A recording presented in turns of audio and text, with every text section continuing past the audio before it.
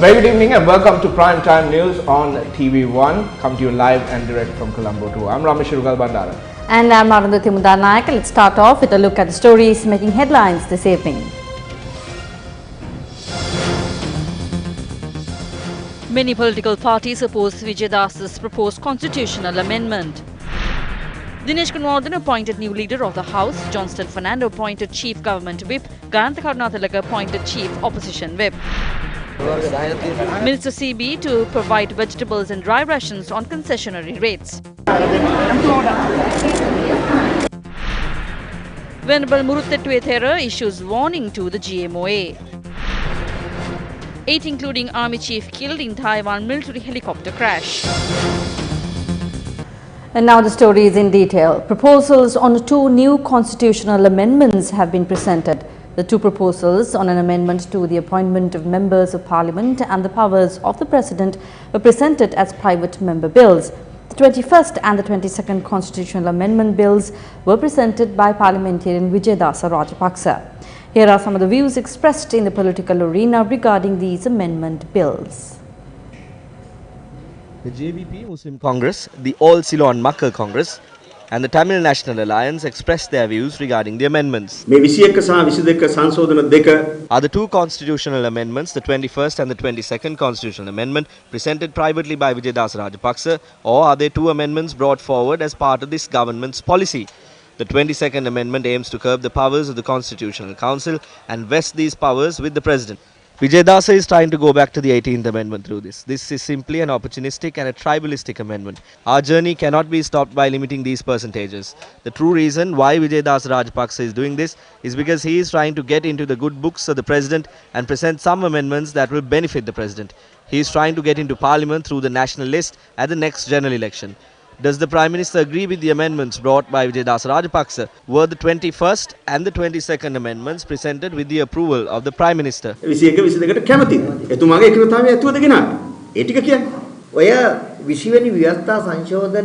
further brought the 20th amendment to the Constitution to abolish the executive presidency. Look into the past and you will see how many private members' motions Vijay Dasa Rajapaksa had presented. How many of them have been successfully passed? He is just trying to portray himself as a hero. There is nothing else. But if this is the policy of the government, this is a serious matter. Anyone who is in favor of democracy should not support these amendments. I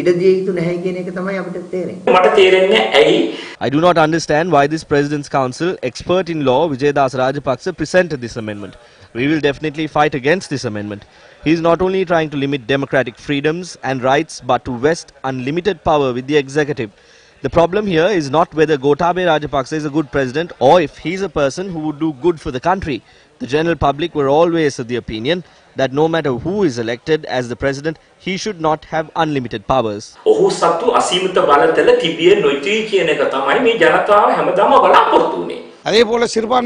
No democratic minority party in the country have worked towards dividing the country or creating other problems in the country. They will not do so in the future as well. There is a healthy environment where people are beginning to live as one in a united country, and these sort of ideas are being expressed to destroy this. When Gotabaya Rajapaksa was elected as the president, we resigned from our positions and allowed him to form a government. But if they try to express these kinds of views and change the electoral system of the country, they will definitely lose. Meanwhile, the Tamil National Alliance said that they will have to analyze the proposed constitutional amendments that were presented. MP Vijay Dasa Rajapaksha's proposal was met with mixed reactions in the political arena. In my personal opinion, it was Mr. R. Premadasa who reduced the voter percentage from 12.5% to 5% 2 days before the election in order to back the minority votes. The Parliament has failed in upholding the expectations of the people. As a party, we will consider this proposal and act accordingly. It was during the tenure of former President Premadasa that the 5% inclusion was made in order for the JVP to enter the democratic process as a minority party. If this percentage is to be increased, it can be done through a discussion in Parliament. There is no problem there. We will continue to hold discussions regarding this and will investigate into the matter. As a party, we have always worked towards protecting the identity of the Sinhalese Buddhists of this country while doing justice to the other communities and will continue to do so. The government printer has already published the proposals of parliamentarian Dr. Vijaydas Rajapaksa as the 21st and the 22nd amendments to the Constitution. The 21st amendment to the Constitution, published on the 30th of December, proposes an amendment to subparagraph A of paragraph 6 of Article 99 of the Constitution. According to this article, a minimum of 5% of the total votes polled should be secured by a recognized political party or independent group for a candidate from that party to be elected. Dr. Vijaydas Rajapaksa proposes to increase this limit to 12.5% of the total votes polled in any electorate. Through the 22nd Amendment to the Constitution, he had proposed to strengthen certain powers of the President. Under the current Constitution, the appointments made by the President to the positions of Chief Justice, Supreme Court judges and judges of the Court of Appeal and the Judicial Services Commission, including the chairman, should be approved by the Constitutional Council. However, according to the 22nd Amendment Bill presented by Dr. Vijaydas Rajapaksa, the President can appoint judges after, quote, ascertaining the views of the Judicial Services Commission, unquote. According to the proposed amendment, the President does not need the approval of the Constitutional Council to make appointments to senior courts. Dr. Rajapaksa had proposed for the President to also be vested with the power to remove members of the Judicial Services Commission without the approval of the Constitutional Council. According to the current Constitution, the President's nominations for the positions of Attorney General, Auditor General, Inspector General of Police, Commissioner of Parliamentary Affairs and the Secretary General of Parliament should be approved by the Constitutional Council. Dr. Vijaydas Rajapaksa in his amendment proposes for the President to be vested with the power to make such appointments after court ascertaining the views of the Prime Minister, unquote. The other proposals included in the 22nd Amendment Bill include provisions that state, quote, the President shall hold Ministry of Defence and any other ministry, unquote. The proposed amendment also limits the number of cabinet, non-cabinet and deputy ministers to 30. What does the 21st Amendment to the Constitution expect to achieve? On the 19th of December 1988, our country had its election to select the executive president. A proposal was made by Ashtroff to then Prime Minister Ranasinghe Premadasa, who contested the election. He asked Premadasa to pass the 15th Amendment to the Constitution if he wants to assure him of the votes of the Muslim community. Even if the main political parties win about 100 or 105 seats, they cannot get the required majority of 113 seats in Parliament without the support of about 7 or 8 MPs from minor political parties. So, because these major political parties cannot get a majority in Parliament, they become the pawns of these minority parties. අතකොළුවක් බවට පත් වෙනවා අර කුඩා පාර්ලිමේන්තු කණ්ඩායමක 7-8 දිනක්. However, civil activists spoke out against the proposed amendments by Dr. Vijaydas Rajapaksa. මේක මේ රටේ නීති ආධිපත්‍යයට කරන ලද ඍජුව මෙල්ල කරන දැඩි පහරක්. This is a serious blow against the rule of law in the country. This is a constitutional amendment that gives the President the power to appoint members of the Judicial Commission and put the entire judiciary of the country under the control of a group of brothers. Officials are to be appointed by the President based on the advice of the Prime Minister. That means the younger brother will question his older brother and make appointments to the Judicial Commission. That is what is expected to happen through the 22nd Amendment. This will enter the order paper of Parliament, and then, when it is included in the agenda of Parliament, we will challenge it before the Supreme Court. මේක අනිවාර්යයෙන්ම ශ්‍රේෂ්ඨාධිකරණයේ අභියෝග කරන මේ වෙලාව අවශ්‍ය වෙලා තියෙන්නේ සම්පූර්ණ නව. What we need now is a completely new constitution. We need a new constitution that can help accomplish the aspirations of the people and establish a proper state administrative system that protects the rights of the people. When that is the true need of the hour, making these additions through constitutional amendments does not help us accomplish this. This will be detrimental to what we are trying to achieve. මේක නැහැ ඒක හානි කරවි කියන එක තමයි අපේ මතය. දැන් අපි දන්නවා 19 වෙනි සංශෝධනයේ ගෙනාව. We know that the 19th Amendment to the Constitution was brought in 2015 and it was led by Dr. Vijaydas Rajapaksa. In a country like Sri Lanka, where there is a long-standing parliamentary tradition, he completely bulldozed the parliament unlike anything that has ever been done, even in countries like Ethiopia or Somalia. He forcibly included 38 amendments to the 19th Constitutional Amendment during the committee stage. We request the President not to amend the Constitution piece by piece. Bring a new constitution after the parliamentary election.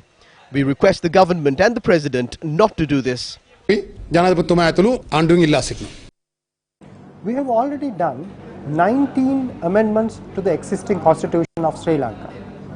JVP, the Janata Vimukti Peramuna, proposed 20th amendment to the constitution, but it was not debated in parliament. That is why the two new proposed amendments are tagged as 21st and 22nd amendments to the constitution. In Sri Lanka, it is nothing new that amendments to the constitution are brought in to satisfy the requirement of various individuals. For an example, in 1982, the third amendment to the constitution was brought in at that time to fulfill the requirement of the sitting president. In the original form of the constitution, if the sitting president wants to have a re-election for the second term, he has to wait till the end of the first term and then hold the presidential election. But the third amendment to the constitution gave him the opportunity to hold the election after 4 years in power at a time of his discretion. Now, that is quite clear that it was an amendment which was to fulfill the requirements of the sitting president. Let's take the 19th amendment to the constitution. Now, up to that point, the parliament could be dissolved by the president even after 1 year from its original sittings. But the 19th amendment barred the president to dissolve the parliament until 4 years and 6 months are gone. And then the same amendment, the 19th amendment, stated that Prime Minister has to be consulted and Prime Minister's consent is necessary to change cabinet portfolios. And on top of that, in the 19th amendment, it became extremely difficult to change the Prime Minister. Now, whose requirement is that? And it is quite clear.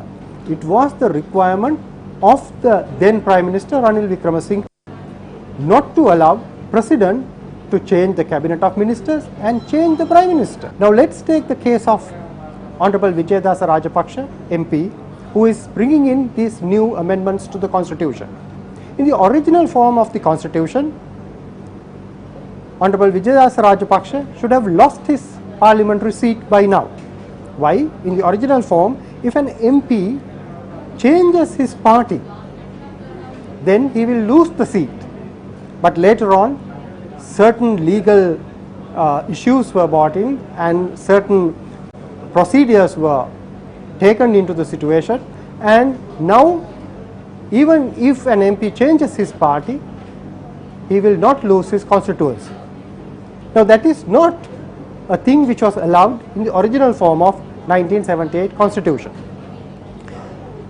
Now, it is clear these things are done to suit situations and suit individuals, and from 1994 onwards there were proposals again and again to change this constitution, not amend haphazardly.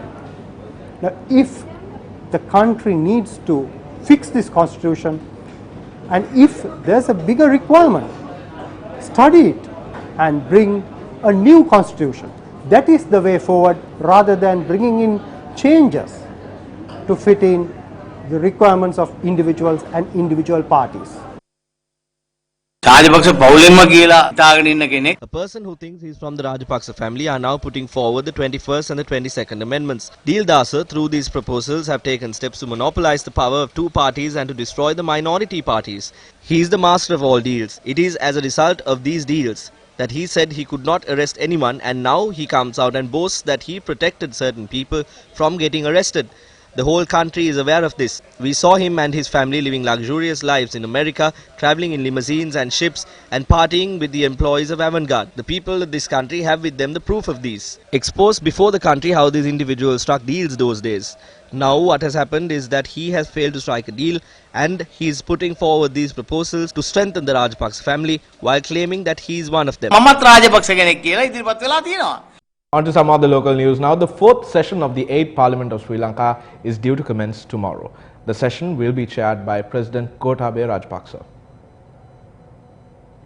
Parliament was prorogued by an extraordinary Gazette notification as per the powers of the President on the 2nd of December. Thereby, the new parliamentary sessions will begin at 9 a.m. tomorrow. The Sergeant-at-Arms of Parliament, Narendra Fernando, said that ceremonial proceedings organized for the President, including the 21 gunshot salute and the Guard of Honor for the President, has been cancelled as per the request of the President. President Gotabaya Rajapaksa will chair the first session of Parliament tomorrow after the welcome ceremony. As per the provisions of the Constitution, the President will present the policy statement of the new government in Parliament. Parliamentary sessions will be temporarily suspended after the President's throne speech tomorrow. Parliamentary sessions have been prorogued for more than 50 times since 1947. It was prorogued 25 times since 1978. After the 1978 Constitution came into force, the policy statement of the new government was presented to Parliament instead of the President's throne speech.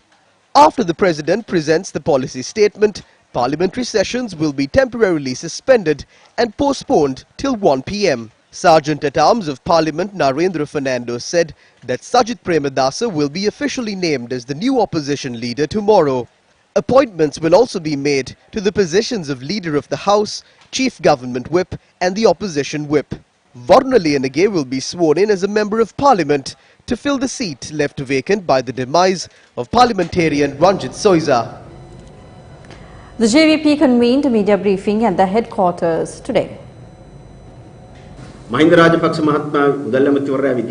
the Minister of Finance, Mahinda Rajapaksa had presented a cabinet paper in the last week. A 3-acre land which is adjacent to the Bere Lake and Shangri-La Hotel will be leased to a Singaporean company for $43 million. That cabinet paper was approved. Back then they sold the land to the Shangri-La. Today, they sell the land adjacent to the hotel to Singapore. They boasted about taking over the lands that were previously sold as well. But today, the subject minister says that what they are doing today is finding investors to give away the Mattala airport to a foreign company.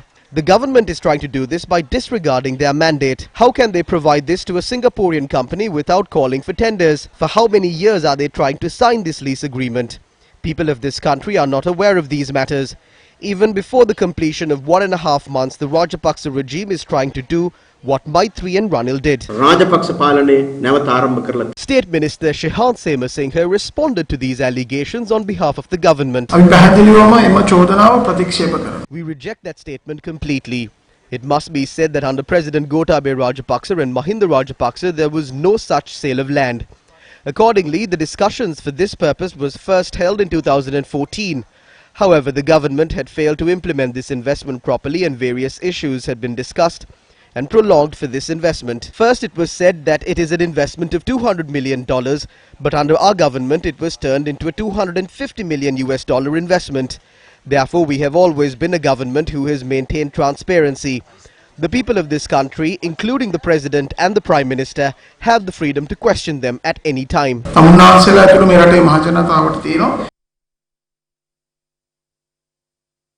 The Singaporean Investment Project, the MCC, the Rice Mafia and the constitutional amendments are back in the picture. Responding to the allegations, the government says it is making the correct decisions on behalf of the people. During the tenure of the last government, several issues including the bond scam, the Volkswagen factory, the Horana tyre factory and the Hambantota oil refinery were the most controversial topics that were much talked about. These incidents caused major financial losses to the country and its people. Some of the leaders of the government justified these incidents by appointing committees that comprised of affiliates and confidants. In addition, friends and relatives were appointed to responsible positions of power in a bid to suppress the investigations that were ongoing. The general public, who defeated these attempts, are now paying attention to the actions of the current government as well. Sri Lanka must repay $4.8 billion as external foreign debt this year. This is thus far the largest debt repayment in the history of Sri Lanka.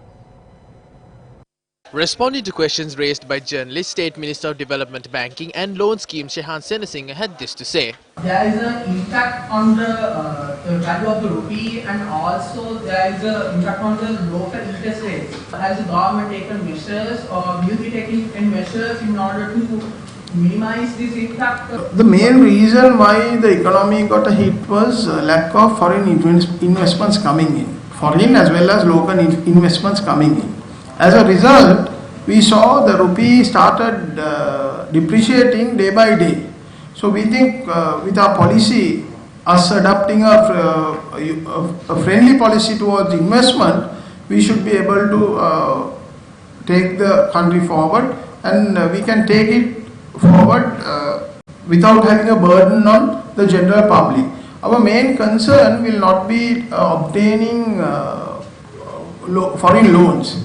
We would have more faith on bringing in investments. How will the repayment of loans this year impact the currency and domestic interest rates of the country? What we expect is the currency to depreciate by 3 to 4%, given that according to the Marshall theory that Sri Lanka's exports and imports have such an elasticity so that the currency depreciate around 3 to 4% per year. When it comes to the interest rate per se, that we expect interest rates to slightly decline in the first quarter because the central bank has adopted a soft monetary policy as of now. But given the recent tax cuts are likely to drive consumer growth and credit growth also as a result, we expect interest rates to have some upward pressure from the second quarter itself. Let's now take a look at more news from the Parliament. Meanwhile, Minister Dinesh Gunawardena has been appointed as the leader of the House of Parliament at the United People's Freedom Alliance Parliamentary Group meeting today. Johnston Fernando has been appointed as the Chief Government Whip. The Secretary General of Parliament, Dhammika Dissanayake, stated that the relevant names have been received by them. Meanwhile, the UNP Parliamentary Group unanimously agreed to appoint parliamentarian Gayantha Karunathilaka as the Chief Opposition Whip. It was parliamentarian Sajith Premadasa who has proposed Gayantha Karunathilaka's name for the position. Meanwhile, it has been decided to appoint J.C. Alavathuwala, Ajit P. Pereira and Ranjit Alvihari as Deputy Opposition Whips, while parliamentarians Professor Ashumara Singha, Sidney Jayaratna and Hector Puhami were appointed as the Assistant Whips. On to more local news. Now we head over to the health sector, where the President of the Public Services United Nurses Union, Venerable Muruthettuwe Anandathera, has responded to the allegations levelled by the Government Medical Officers Association. Venerable Muruthettuwe Anandathera visited the private hospital in Narahimpita to visit former Minister Dr. Rajitha Senaratne. After visiting, the former minister, Anandathera, said that he invoked blessings upon Dr. Rajitha Senaratne. We would like to ask Muruthettuwe Thera if he is a member of the commission investigating this. If not, has there been a private investigation conducted into the matter? And if he is speaking based on that? Also, he clearly states that this government has decided to appoint the president of the GMOA as the secretary to the Ministry of Health. He is saying that he interfered in the president's decision to appoint a person who came to Sri Lanka to serve despite having many opportunities to work overseas. Because of his service, the health service of the country was directed towards the correct direction while ensuring that the people of the country benefited from every cent allocated for the health services. Muruthettuwe Thera says he stopped this, and he is also saying that Rajitha Senaratne is not a thief.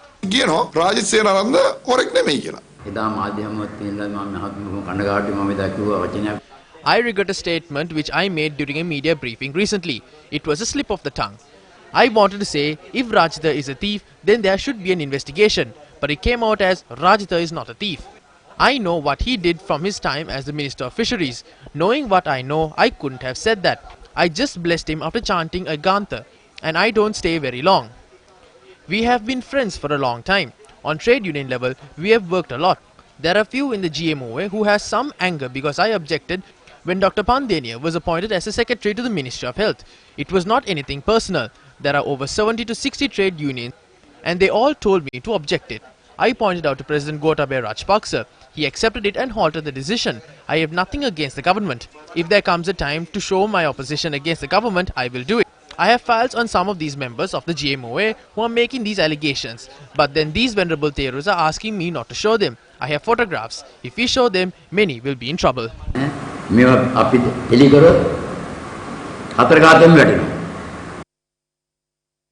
Meanwhile, former Minister Rajitha Senaratne continues to receive treatment at a private hospital in Narahempita. Several politicians visited him today. පේන හැටියට එතුමාගේ අසනීප තත්ත්වය තාම තියෙනවායි කියලා දැනෙනවා. කතා බහ කරා බොහෝ දේවල් කතා කරා නඩුව සම්බන්ධයෙන් චෝදනා සම්බන්ධයෙන් ඒත් එක්ක දේශපාලනය. We apologize for the technical difficulty that we are experiencing. Moving on to other local news, the Inland Revenue Department has relieved nearly 54,000 businesses from paying value-added tax. And this was notified through the inactive VAT list published by the department yesterday. Such inactivated people are not permitted to collect VAT on the supplies made on or after January 1st, 2020. Further, they are required to surrender their VAT registration certificate to the Inland Revenue Department. The measures come after the newly elected government announced several tax concessions, including a slash in value-added tax. Accordingly, the VAT rate was revised to 8% from a previous 15% with effect from the 1st of December 2019. However, the VAT applicable on financial services remains 15%. With effect from January 2020, the liable limit for registration of VAT was increased to 300 million rupees from 12 million rupees per annum. With effect from the 1st of January 2020, the pay-as-you-earn threshold was increased to 250,000 rupees from 100,000 rupees per month. With effect from the 1st of January 2020, personal income tax will only be applicable to those who earn an income of more than 3 million rupees per annum. The first 3 million rupees will be exempted from taxes. The next income slab of 250,000 will be charged at 6%. The second slab of 250,000 will be charged at 12%, while the balance will be charged at 18%. Owing to the recently introduced tax concessions, the Finance Ministry expects a revenue loss of approximately 450 to 500 billion rupees during 2020. The National Building Research Organization says that the air quality in the Colombo city is to remain at unhealthy conditions during the night hours over the next 3 days. The air quality index gauged by the US Embassy in Colombo was at 152 early this morning. Senior scientist at the NBRO, H.D. Sarath Premasiri, said that the increase in the use of fireworks during the New Year season was the reason behind the depreciation of the air quality. He said the air during the night is to remain cold, which do not move up and away but to remain at ground level, resulting in air quality being unhealthy. Annual survey of industries conducted by Department of Census and Statistics was released. According to the survey, the number of industrial establishments in the country was reported to be 20,737. Out of most of the industrial establishments, 17,719 are of the manufacturing subsector and 2,532 industrial establishments are reported to be in the mining and quarrying subsector. The survey added industrial output was measured at 4.8 trillion rupees. It is estimated that every person in the industry sector on average contributes 1.25 million rupees to the economy. Taking a look at the stock exchange, the Colombo Stock Exchange closed negatively today. Heavyweights dragged the all-share price index down on thin volumes by 20.68 basis points to close at 6,108. Lack of foreign participation was seen as a reason to start of the year on a negative opening.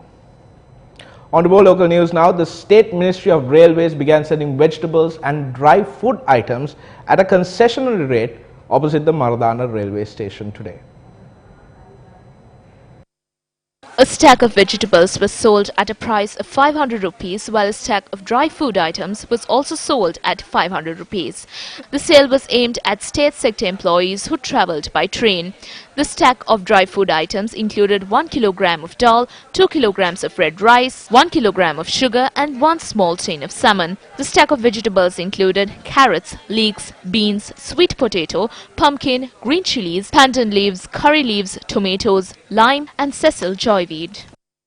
And with that, we wrap up tonight's edition of Prime Time News. Thank you very much for joining us. I'm Arundhati Mudanayaka. For the Newsfirst team, I'm Ramesh Bandara. Good night.